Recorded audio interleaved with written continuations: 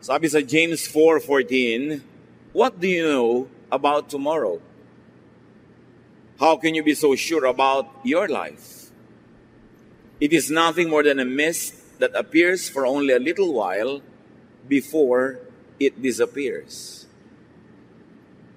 Hindi malungkot ang katotohanan ito, basta siya ay totoo lang. Sabi niya, alam niyo tungkol sa kinabukasan. Paano kayo makakatiyak tungkol sa buhay niyo? Ang buhay ay para lang usok na sandali lang na nababanaag at pagkatapos ay naglalaho.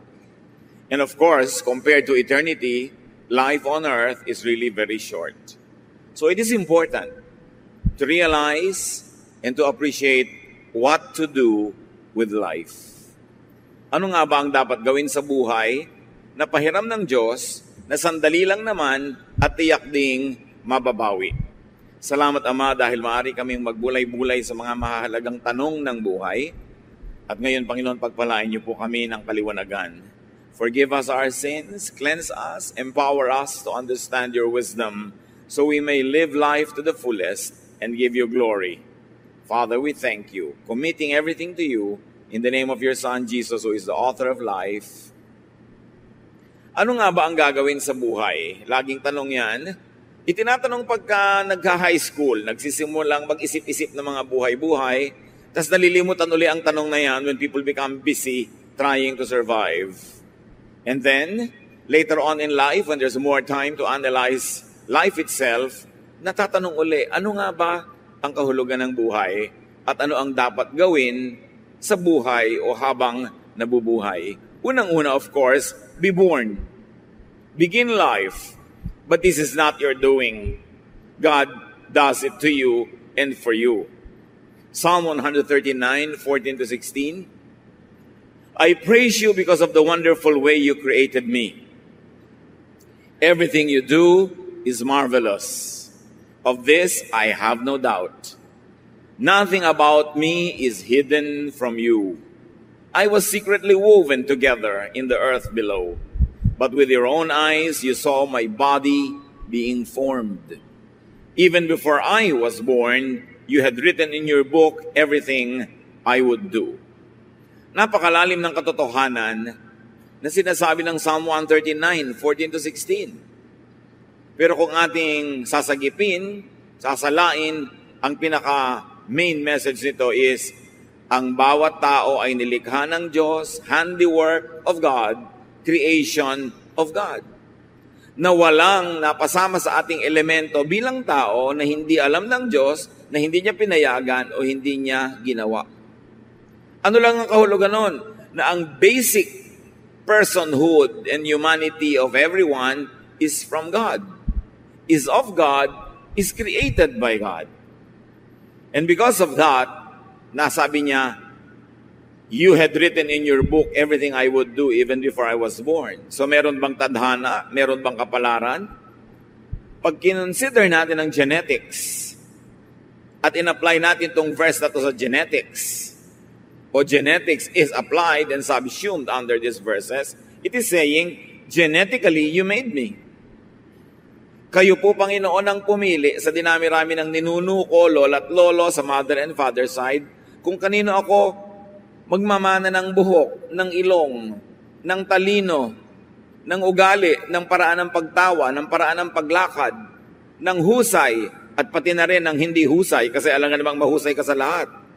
So ang Diyos ang nagtimpla-timpla, naghalo-halo ng iba't ibang mga katangian na galing sa ating genetic pool, lahat ng ating mga ninuno mula pa kay Adan at kay Eva. So apparently, all the genes that would ever appear in humanity were already in Adam and Eve. Pero hindi lahat lumabas sa kanilang katawan. Siyempre, isa lang ang korte ng ilong ni Adan, hindi iba-iba. Pero sa kanyang genes, sa kanyang dugo at laman, ay nandoon at nakatakda ang iba't ibang uri ng korte ng ilong, iba't ibang uri ng kulay ng buhok, iba't ibang uri ng haba at iksi ng mga biyas ng tao na lalabas sa kanyang mga offspring. Ngayon, kung ano ang nangyari sa iyo, kapatid, kung paano ka nilikha, Diyos ang may gawa. Kung magaling ka sa math, magaling ka sa music, magaling ka sa intuitive thinking o sa creative thinking, magaling ka sa sciences, Diyos ang may gawa. Yung mga area na hindi ka magaling, inibinigay niya sa iba para iba naman ang magaling doon. Diyos pa rin ang may gawa ng matatawag na weakness mo, kung tatawagin mong weakness yung area na hindi mo strength. Anong ibig sabihin nito? That God made you who and what you are. Yan ang pasimula sa pagsusuri ng buhay. Your design, your genes gives you some kind of predestiny. Siyempre, pagka nilikha ka ng Diyos na napakatangkad, halos predestined ka na siguro yung magiging airline crew o magiging basketball player o model. Kung nilikha ka naman, ang height mo ay hindi yung hinihingi ng gano'ng mga field, itinakda ka na hindi para doon. Pagka itinakda ka ng Panginoon na ganito, halimbawa, ang talino mo, halos nakasulat na sa iyong palad na yun ang magiging profession mo. Liban na lang labanan mo yun, o liban na lang hindi mo pagbuksan ng pinto o mga kumakatok na opportunity at hindi mangyari yung nakatakda para sa iyo. You were created and born that way. Hindi mo nilikha ang sarili mo. Kaya ang unang-unang hakbang para magkaroon ng buhay na masaya, masagana, pinagpala, tanggapin mo muna ang sarili mo at huwag ka magreklamo ng magreklamo tungkol sa iyong sarili. May gusto o ayaw ka sa sarili mo, pero hindi naman ikaw ang may gawa niyan. So hindi mo pwedeng ipagyabang ang iyong mga kagalingan, kagandahan, kahusayan dahil Diyos lang ang may gawa at hindi ka rin naman pwedeng sisihin sa iyong mga tinatawag na kakulangan o kapintasan, kung kapintasan mang matatawag yon. In other words, hindi naman tayo ang lumikha sa mga sarili natin. Kaya dapat, kung mabubuhay ka ng buo, makabuluhan, mabunga, tanggapin mo ang sarili mo at tanggapin mo rin ang iba.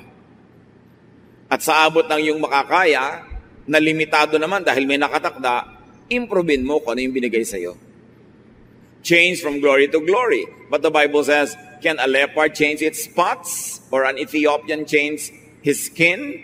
The obvious answer is no. May mga bagay na pwedeng baguhin at improvein, merong hindi, tinatanggap na lang. Sa ating sarili, sa ating kapwa. Sa inyong anak at magulang, sa inyong kapatid o asawa, sa inyong kaibigan, meron kayong dapat tanggapin na nakasulat, nakatakda sa kanyang dugo at laman, genetically, nando na. Merong pwedeng improvein, baguhin yung napalagay lang doon because of nurture and conditioning. Pero genetically, nung ipinanganak ka na, halos nakatakda na ang lahat. Kaya, pag tinanggap natin yan, handa na tayo ngayon na alamin kung ano ang papel natin sa buhay at papelin yun. Kasi pag hindi mo pinapel yung papel mo, magiging second or third class ka lang na trying hard, copycat of somebody else.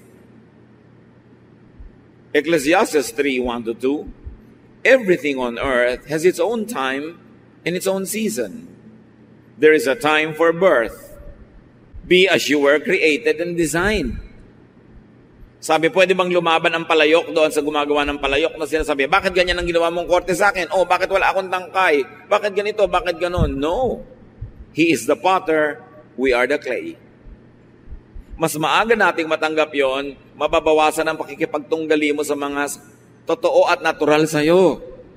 At mababawasan ang pressure na binibigay mo sa iba, na pilitin yung silang baguhin sa mga bagay na hindi naman talaga nababago, tinatanggap na lang at nai-improve naman. So be at peace with yourself and with others. That's how you live life. Pastor, paano ko po pakikasamahan ng asawa ko, laging tanghaling magising? Lagi namin pinag-aawayan, ang tagal-tagal na, tanghali pa rin siyang magising. O di hayaan mo siyang matulog agad tanghali. Yung pala ang likas niya kaysa mag-away kayo araw-araw. Kung pwede ka mag-adjust para sumabay sa kanya, adjustan mo. Kung hindi, di magkaiba kayo ng schedule sa umaga. Kaya magulo kumisa ng buhay natin, lalo sa loob ng pamilya, pinipilit nating baguhin ang lahat ng tao. Mga magulang, kung may isa, dalawa, tatlo kayong anak, hindi pwedeng pare-pareho sila ng ugali. Kasi iba-iba ang pinagkunan ng mga ninuno at iba-ibang timpla. Hindi mo pwedeng hanapin kay bunso yung mga katangian ni panganay. Magulo yung ganon. At mga wives, hindi nyo pwedeng hanapin sa asawa nyo yung katangian ng inyong bayaw o katangian ng inyong kumpare. Magulo yun. Magsimula tayo sa pagtanggap sa ating sarili at sa ating kapwa tulad ng walang patakarang pagtanggap ni Jesus sa atin. Mas tahimik na unang hakbang yun ng buhay. So be born, accept who you are, then grow up. Luke 2:52, and Jesus grew in wisdom and stature and in favor with God and man. So even the Lord developed, He grew. Hindi naman siya ipinanganak na kompletong-kompleto na yung divinity at humanity niya. He grew. So you keep growing and do not stagnate. Kailangan yung alam mo last week, pinalitan mo na ngayon kasi may bago ka ng magandang nalaman. Kailangan yung sistema mo nung 3 years ago, nag-improve na, hindi laging yun, because you have to keep growing. And grow as you were created and designed. Huwag pilitin na maging iba. Doon ka lumago kung saan ka talaga nakahapay, kung saan ka nakatakda. Yun ang i-develop. Leave life stages behind, rising on their foundation. You are an infant first, then a child, and then a boy or a girl, and then a young man or a young woman, then a young adult, then an adult, then a senior adult. Live according to the stages of your life. Huwag magbata-bataan kung matanda na at huwag piliting tumanda yung bata. Yung bata ay bata, huwag nating piliting magkilos matanda.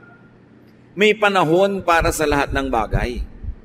May panahong maging bata, may panahong tumanda, at may panahong napakatanda.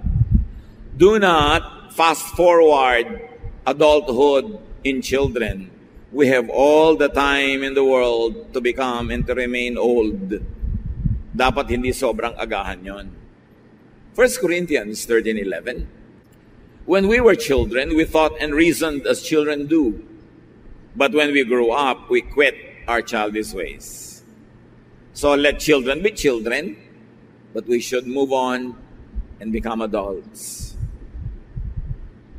Sabi nga ng desiderata, iwan mo yung tapos na.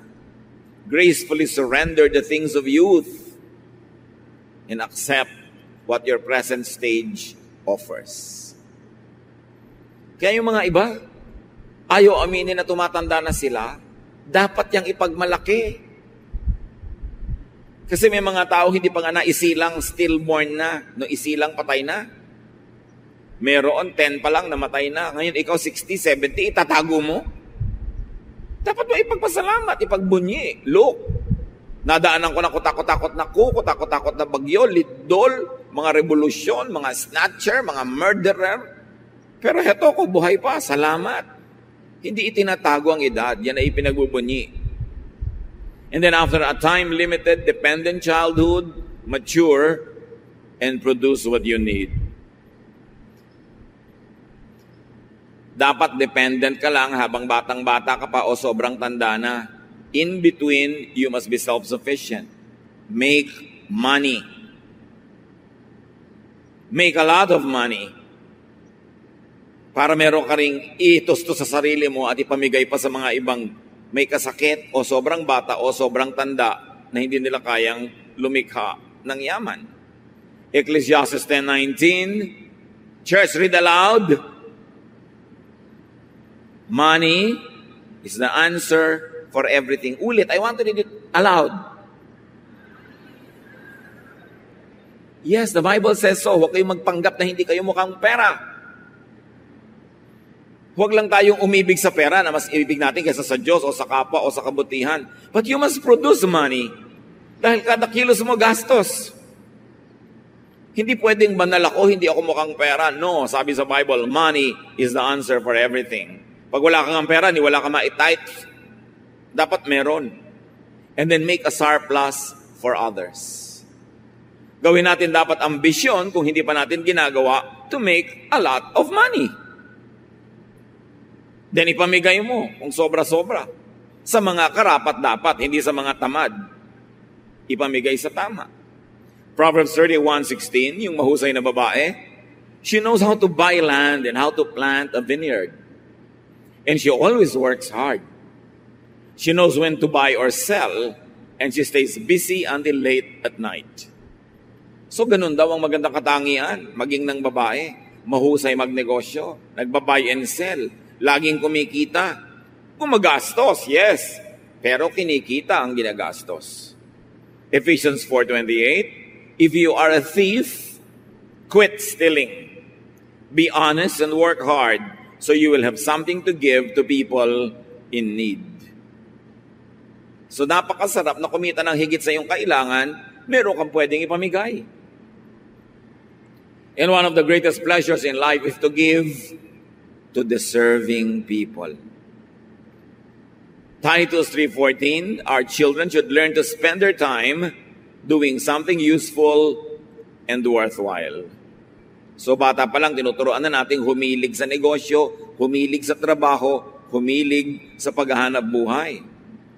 What else do you do in life as you grow older? Do the maximum good. Lahat ng pwedeng gawing mabuti, gawin. Dahil yan ay tanim na may bunga at ikinalulugod yan ng Diyos. Live life in and through its cycles. And I like to add, allow others to live life through and in cycles. Cycles of childhood, of young adulthood, of adulthood. Dapat lahat yan maranasan ng tao. Ecclesiastes 3:1-8, everything on earth has its own time and its own season. There is a time for birth and death, planting and reaping. Lahat may panahon. May panahon ng pagtatanim, mayroong panahon ng pag-ani. So kayo na mga tinaniman ng mabuti, dapat magkaroon naman ng ani yung nagtanim sa inyo para may panahon din sila ng ani. Live and enjoy life stage and cycle. And do not resist or fight time and aging. Lahat halos sa cosmetics ngayon is to fight aging. Why will you fight aging? Age is a gift from God. Basta may kasamang wisdom sa pag-age ang tao, everything is worth it. There is time for killing and healing, for destroying and building, for crying and laughing, weeping and dancing, for throwing stones and gathering stones, for embracing and parting. There is a time for finding and losing, keeping and giving, for tearing and sowing, listening and speaking. There is also time for love and hate, for war and peace. So anong sinasabi sa atin, Solomon? Maiksi ang buhay compared to eternity, pero ito'y sapat para magkaroon ng oras sa lahat ng bagay. At huwag pagtakhan. Pagka mayroong mga problema, ang lungkot-lungkot ko po ngayon, ano pong gagawin ko? Di malungkot ka. Panahon ng lungkot. Ba't ka ba malungkot? Namatay po ang asawa ko. Alangan na mga sumaya ka. Di malungkot ka. Ba't mo pinaproblema yung lungkot mo? Hayaan mo siya, mauubos din yan. Kasi may time naman for dancing. So for time ng dancing and enjoyment, huwag ka mag-isip ng problema. Ang atupagin mo yung enjoyment. You have a lot of time for your problems.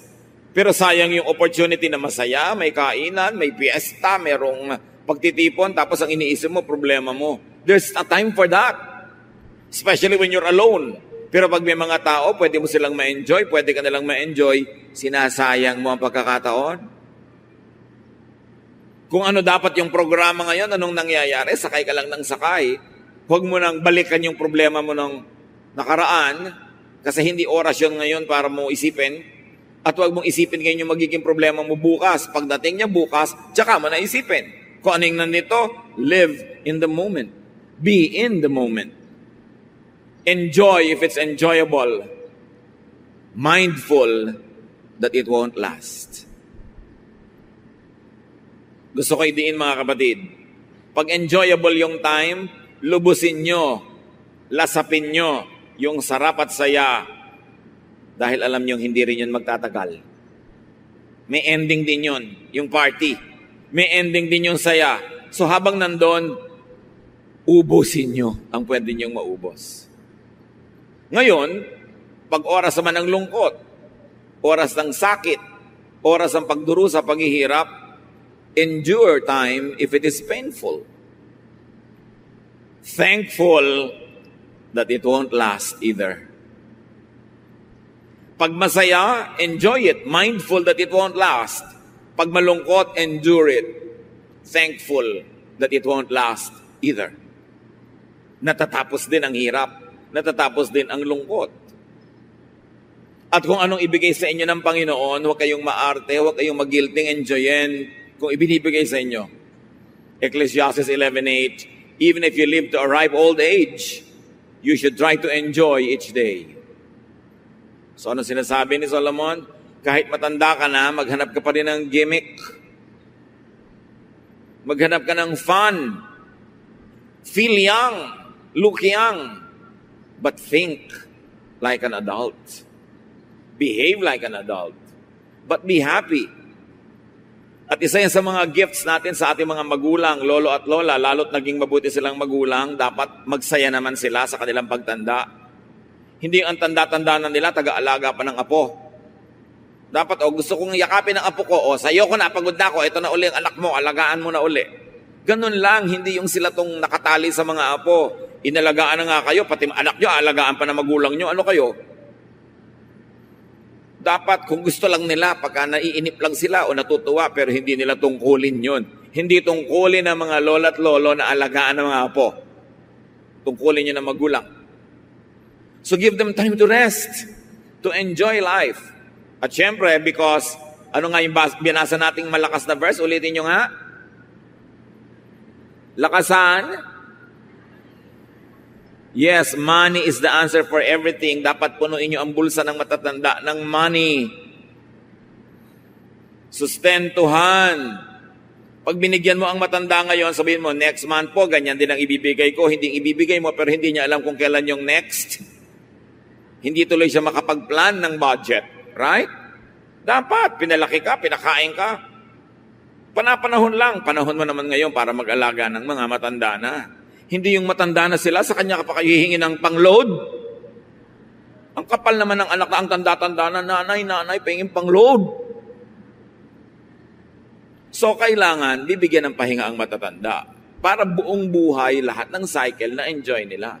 Lesson naman, maging mabuti tayo magulang. Para ganado na yung mga anak natin na mahalin tayo pagdating ng panahon. Diba? Ecclesiastes 7:14, when times are good, be happy. But when times are bad, consider this. God has made the one as well as the other. Therefore, no one can discover anything about their future. Lagi may nagtatanong, pwede po bang hulaan yung future? Ayan, sinabi niya, no one can discover anything about their future. So tama na ang katatanong tungkol dyan sa hula na yan. Hindi nalalaman kung anong darating pa. Pero, kung anong dumating, try to enjoy it. Sabi, pag masaya ang panahon, magsaya ka. Pag malungkot ka, di malungkot ka. At tandaan mo, Diyos din ang may gawa niyan. Hindi si Satanas. Tanggapin mo, bahagi talaga yan ng buhay. It is a given. Do not contend with it. Just accept it. Thankful that sad times won't last forever. Mindful that happy times won't last too long, so enjoy it. Maximize enjoyment. Kung gusto mong tumanaw ng utang na loob sa Diyos na nagbigay ng buhay, enjoyin mo yung binigay niyang buhay at ikatutuwa yun ng Diyos. Hindi siya na-o-offend kung nag-e-enjoy ka. Mga religious leaders lang kuminsan ang na-o-offend pag nag-e-enjoy yung mga tao, but not God. God wants you to have a life, a full life, a meaningful and a happy life. So make and let others enjoy. Gawin yung mission sa buhay, mga kapatid, to make people enjoy. Especially people who are good to you and kind to you. What do you do with life? Minimize pain and suffering. Bawasan, untian natin ang lungkot at hirap ng buhay. Huwag makipag-away. Nakakalungkot yan. Huwag mang-api. Huwag maging killjoy sa iba. Minsan, yung taong to, ngayon lang pala siya nagkaroon ng kaligayahan. Kikilljoyin mo pa. Ang tagal-tagal pala niya nagdurusa. Tapos ngayon, naiinis ka dahil ang lakas niyang tumawa. Ngayon lang pala nakatawa yung tao after many years. Hayaan niyo yung mga tao. Let people also enjoy their lives. Ecclesiastes 12:13 to 14. Everything you were taught can be put in a few words. Respect and obey God. This is what life is all about. God will judge everything we do, even what is done in secret, whether good or bad. So laging igalang ang Diyos. Itrato ang mga tao tulad ng gusto ng Diyos sa pagtrato natin sa kanila. Igalang ang ating sarili, mahalin ang buhay. At kung kaya mo, get a partner. Or a substitute. Maybe a friend. Kasi kung wala kang tunay na romantic partner, maybe there's the next best thing. But always have a partner, a friend, someone that you share time and space with. Genesis 2:18, the Lord God said, "It isn't good for the man to live alone." So mga magulang, huwag tayong mangontrabida sa mga nagugustuhan ng ating mga anak. Sila ang makikisama. Dapat ang kasama nila sa buhay, yung gusto nilang kasama. Yung masaya silang kasama, hindi yung gusto natin para sa kanila. Hindi naman tayo ang makakasiring nun at makakasalo. Pero siyempre, mga anak, makinig din sa opinion ng magulang kasi kung minsan, dahil sa edad, marunong na silang kumilatis kung sino ang problematic person pala at hindi makakabuti para sa iyo. But at the end of the day, it's really the choice of the one who is going to get into the partnership. And let's allow people to have their own partners. Huwag tayong mga kontrabida. Sabi sa Ecclesiastes 4:9 to 12, 2 are better than 1 because they have a good return for their labor.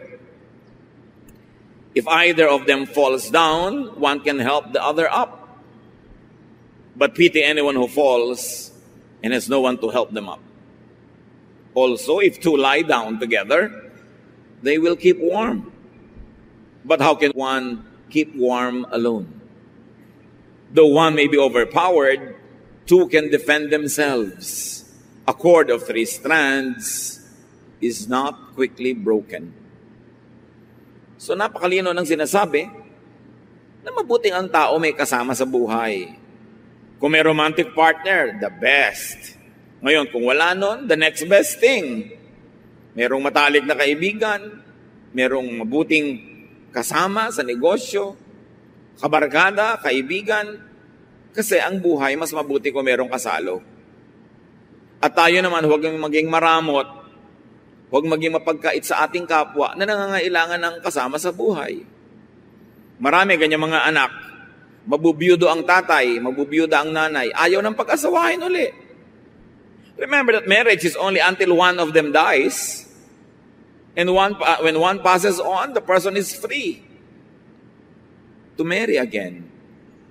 Maraming mga anak ayaw pagsawahin yung tatay. Paano naman ang gusto makakaasawa ng tatay? 18. Anong gusto yung asawa ng magustuhan ng tatay nyo? 90. Isa pang aalagaan din niya. Alam nyo, akala natin last lang yon, yung gusto ng matanda bata. Hindi lang yon. Kasi siyempre, nakakaramdam na siya ng mga sakit sa katawan, hirap maglakad. Alam naman, kumuha pa siya ng isa pa niyang aakayin. So nagkakaroon siyempre ng natural attraction sa young, sa strong, sa cheerful, sa happy. Why na ipagkakait sa mga magulang yon? Dahil natatakot kayo may kaagaw kayo sa mana? Sa mga lupa, sa kuko ng tatay nyo, maghahati-hati kayo sa konting lupa. Pagkakaitan nyo siya ng kaligayan, bakit? Masisipingan nyo ba siya? Makakamot nyo ba yung likod niya the way a wife or a partner could? So bakit yung pagdadamutan? Ipinundar niya yung kanyang mga property, natatakot kayong pagmamatay siya, may mapunta doon sa kanyang mapapangasawa. Maraming anak, ganun ka-selfish. Magpundar kayo ng property nyo kung gusto nyo magkaroon. Huwag nyong bigla na lang titigan yung mamamanan nyo na pinagkakaitan nyo yung matanda na makapag-asawa sa takot nyong mabawasan ng mana. Meron pa nanay, ang tanda-tanda nyo na, nakakahiya naman po na mag-asawa pa kayo. Bakit nakakahiya? Marriage is honorable, no matter what the age. Sasamahan nyo ba siya araw-araw? Pumupunta lang naman kayo kung birthday o pag Biyernes Santo o pag Noche Buena. Ibang araw, wala namang kasama yung matanda. Ba't di nyo hayaang may kasama? Don't be a killjoy. Let people have partners of their choice. Choice nila yun. Si King David nga nung matanda na hindi na matanggal ang ginaw sa katawan. 1 Kings 1-4. King David was now an old man, and he always felt cold, even under a lot of blankets. His officials said, "Your Majesty, we will look for a young woman to take care of you. She can lie down beside you and keep you warm." They looked everywhere in Israel until they found a very beautiful young woman named Abishag, who lived in the town of Shunem. They brought her to David, and she took care of him. Bakit niya naman mamasamain? Lalo kung matanda na, edi na magkaroon siya ng happy ending. Para yung pag-exit niya sa mundo, nakangiti siya. Bakit mainit ang mga tao, ang mga mata ng tao sa may edad na may gusto pa ng partner? Alam niyo yung pag-edad, sa itsura lang, pero ang nadarama naman ng matanda, pareho lang nung siya ay 14. So huwag nating pagkaitan ng mga matatanda ng ganon. What else do you do with this short life? Have offspring. Whenever you can, magkaroon ng anak, or its closest, second best thing, and raise your children. Raise them well. Mahirap lang naman magpalaki ng bata kung maliliit pa sila. Pag lumalaki na, gumiginhawa na rin yan. Mabuti yung may mga anak. At kung kaya natin mga kapatid, help others raise their own children too. Proverbs 22:6, teach your children right from wrong. And when they grow, they will still do right. Ang pagtuturo kung kailan bata, kaya dapat hindi yun napapabayaan. Isa sa mga social dangers ng ating OFW phenomenon, kumisan walang nakakatutok sa mga bata. Kaya tuloy ang nangyayari, lumalaki na walang guidance. Kailangan habang bata, mahalin, tutukan, alagaan, para paglaki, balanced person siya. And now, of course, enjoy your children. And when you grow older, your grandchildren. Bakit ka pa may anak kung hindi mo naman may enjoy? And enjoyment is sharing time and space. There should be a lot of togetherness, a lot of fellowshipping. Proverbs 17:6, grandparents are proud of their grandchildren. Which of course goes without saying, mga young people, live so that your grandparents will be proud of you. Hindi yung binibigyan nyo sila ng kahihiyan, kundi sila ay may maipagmamalaki. So mga kapatid, enjoy fruits of lifelong toil and good works. Kaya yung mga magulang natin, pag nagsi-senior years na sila, dapat na-enjoy na nila lahat ng itinanim nila. Hindi yung kasama pa tayong namimitas. Dapat tayo na yung nagdadagdag sa mga kaing-kaing nila ng mga ani. Ecclesiastes 3:13, because God's gift to us is the happiness we get from our food and drink and from the work we do. Regalo yun ng Panginoon na tayo'y umani ng itinanim at lasapin ang sarap ng ating mga mabubuting naging mga gawa. Ecclesiastes 5:19, suppose you are very rich and able to enjoy everything you own. Then go ahead and enjoy working hard. This is God's gift to you. So yung mga bunga ng iyong pagsisikap, sabihin ko na, huwag kang mahiya na ina-enjoy mo yan. Huwag kang mag-apologize. Bigayan ng Diyos. God wants you happy. God wants you to have pleasure. Hindi yun ipinagkakait ng Panginoon at hindi dapat ikahiya kung sa malinis namang paraan ng galing. So nagawa nyo na yan. You are born, you grow, you enjoy life, you get a partner, you have children when you can. You do the maximum good, you minimize pain, you maximize enjoyment. And when your time comes, die. Natural darating yon. Sabihin nyo nga sa katabi nyo, die. Pero huwag muna ngayon, di ba? Later, much later. Pagka merong may sakit na talagang nag-aagaw buhay na, ibubulong mo na, mother, die. Siyempre, panahon na eh. Pagka talagang panahon na, sige po lola, die. With a smile. Bakit? You lived a full life. You cannot be on earth forever. Malungkot ka lang naman at magkaroon ka ng mga regret kung walang nangyari sa buhay mo, hindi ka nag-enjoy, hindi ka nasarapan, tapos eto ngayon namamatay ka na. Kaya dapat, pinapasarap, pinapaganda buhay para pag binabawi na ang ating hininga, buong puso at maluwag sa dibdib mong isasauli because you lived a full life with no regrets. Ecclesiastes 3:1-2. Everything on earth has its own time and its own season. There is a time for birth and death, planting and reaping. So death is as natural as birth. Kanya-kanya. Iba-iba lang ng excuse. Pero magkakaroon din ng excuse. Hindi dapat nalulungkot. Lalo't may edad na. Nagkaroon ng magandang buhay.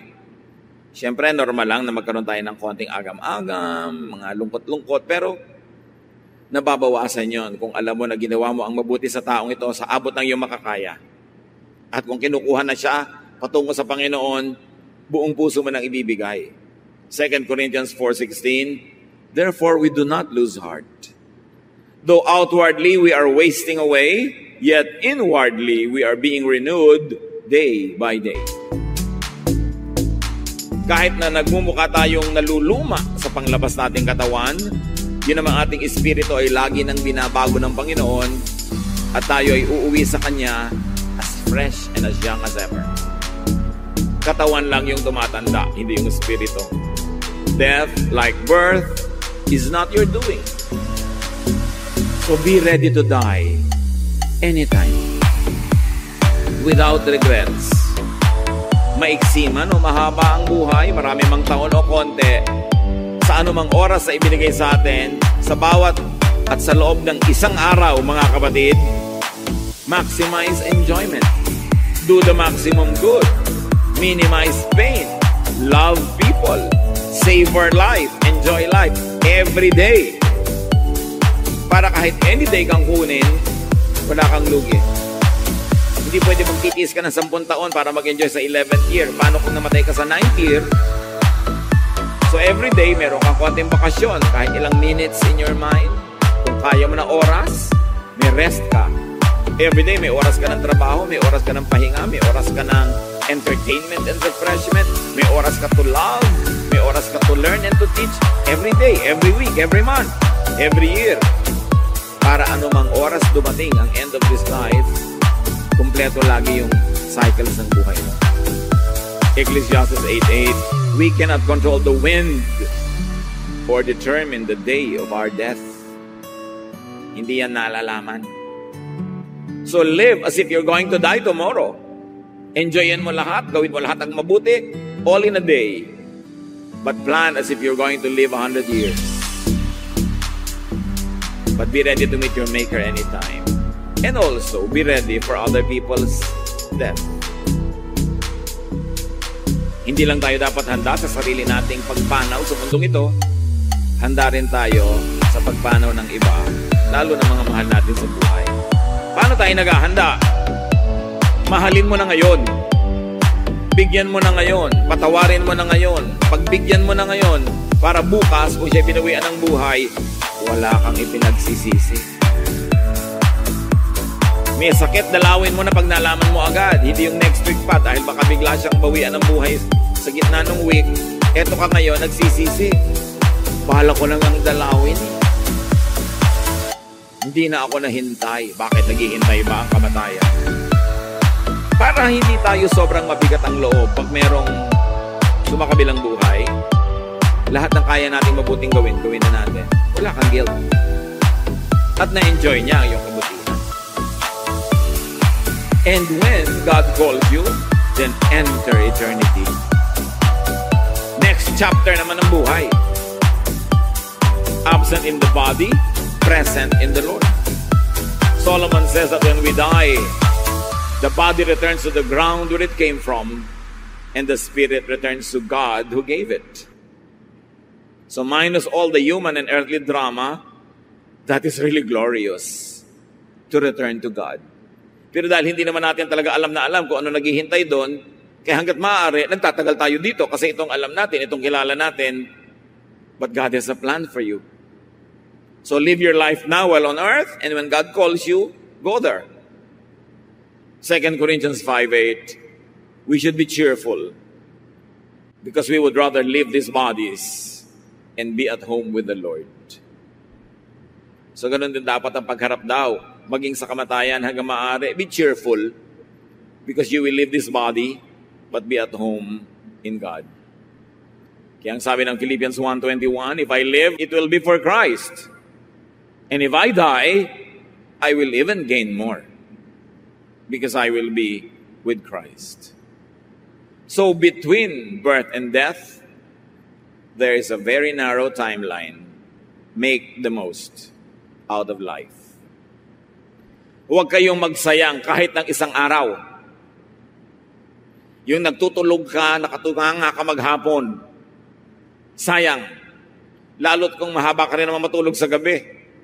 Kung kumpleto na ang tulog mo sa gabi, huwag ka na magtulog sa araw. Dumalaw ka sa isang mahal mo sa buhay. Magsulat ka ng nobela. Sumulat ka ng tula. Magtanim ka ng halaman. Kumain ka na masarap. Mag-volunteer work ka sa mga nangangailangan. Gumawa ka ng mabuti para sa iyo, para sa kapwa. Bawat araw meron nun. Kasi yung araw na walang nangyari, sayang. Bilang ang ating mga araw. Killing time is harming your own eternity. Kaya ano kayang gagawin ko ngayon na mabuti? Hindi walang magawa? Sayang, wala kang magawa. Kung alam mo lamang sana ang iniisip ng mga paralitika, mga hindi makagalaw, mga puro tubo ang katawan na hindi makagalaw, kung anong gagawin niya sa katawan niya kung katulad mo na pwedeng gumalaw, tapos ikaw na pwedeng gumalaw, walang ginagawa. Sayang. And do not problematize life. Live it. And let others live their own lives. Every moment of it. Live day by day. Live by the moment. Live in the moment. Mga kapatid, kumakain kayo halimbawa, stop texting. Maliban na lamang na life and death yun. Magkakaharap kayong pamilya, wala naman nag-uusap, nagte-text lahat. Pagkakataon nyo na yun na mag-usap-usap, mag-fellowship. Kaya meron isang matinong ina, ang husband niya nagtatrabaho abroad, uuwi sa bakasyon, sabi sa mga anak, pag nandito ang daddy nyo, walang internet, walang Facebook, walang text. 10 minutes lang everyday. Asikasuhin yung daddy nyo, makipag-usap kayo, makipag-fellowship kayo.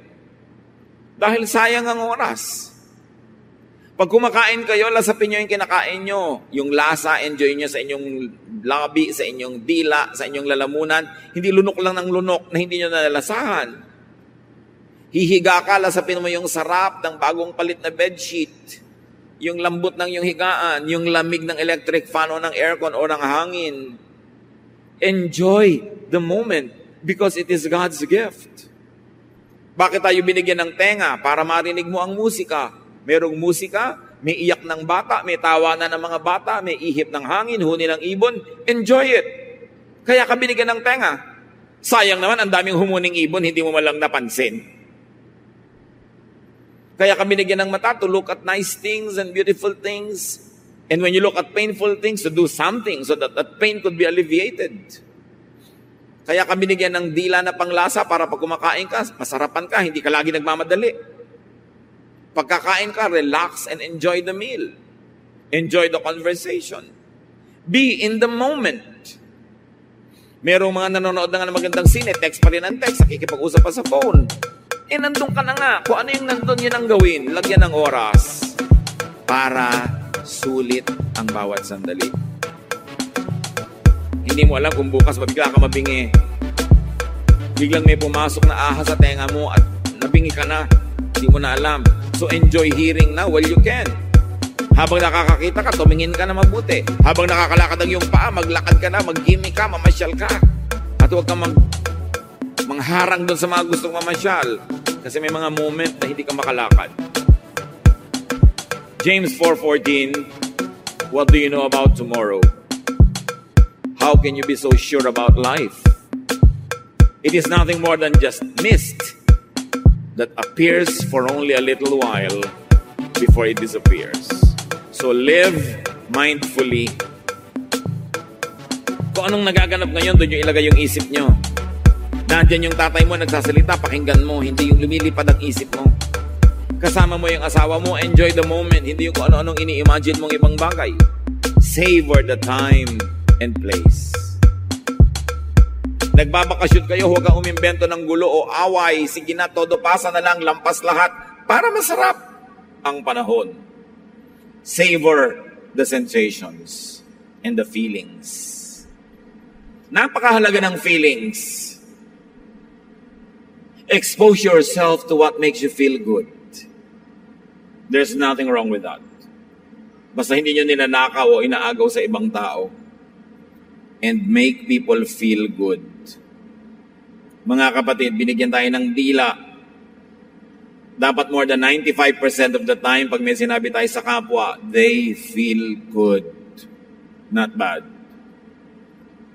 At kung magkikriticize tayo, let it be founded on truth and criticism na hinihingi ng tao. Pero marami sa atin, paano natin minimisuse ang ating dila? Pag nagsalita tayo, may nasasaktan. May nagdaramdam. Meron people who feel bad. So ano kayo, gift or curse to humanity? Make people feel good.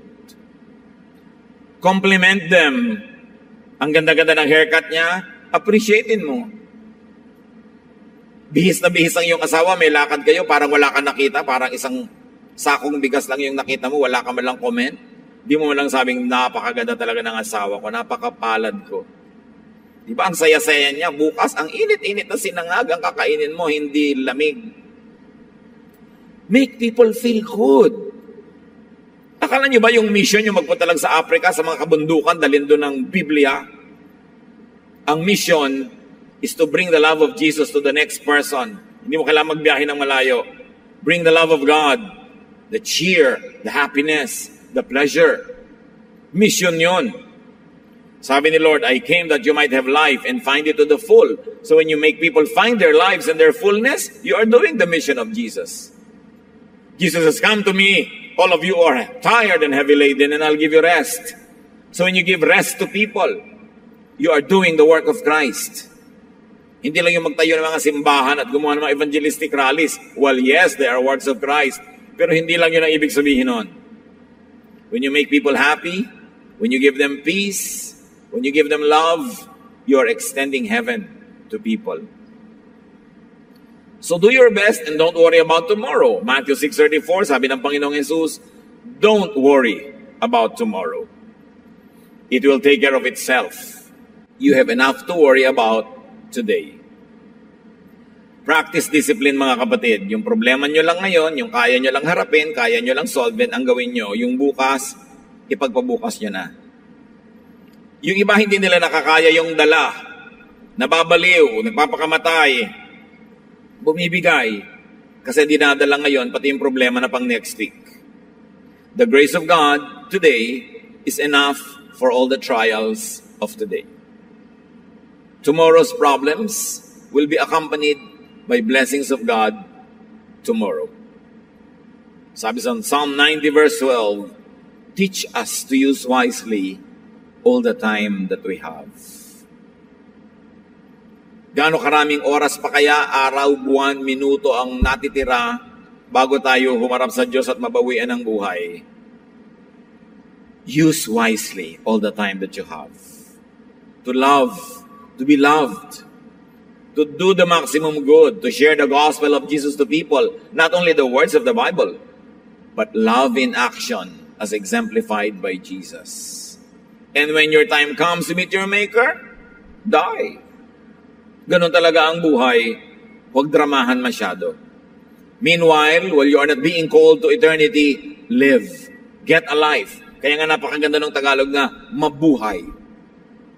Sabi sa Spanish, a vida. Kailangan magkaroon ng buhay ang tao para hindi sayang ang panahon. Ama namin sa langit, salamat sa pahiram niyong buhay. Nawa huwag niyo kayo makitang bulagsak, nag-aaksaya, sumisira ng minuto, ng oras, ng araw, ng linggo, ng buwan, ng taon. Kundi matuto kami to be responsible. At aming ma-appreciate, Panginoon, na ang lahat ng ito bigay niyo, may kahulugan at may misyon, may hirap, may sarap, na kasama ang bawat sandali.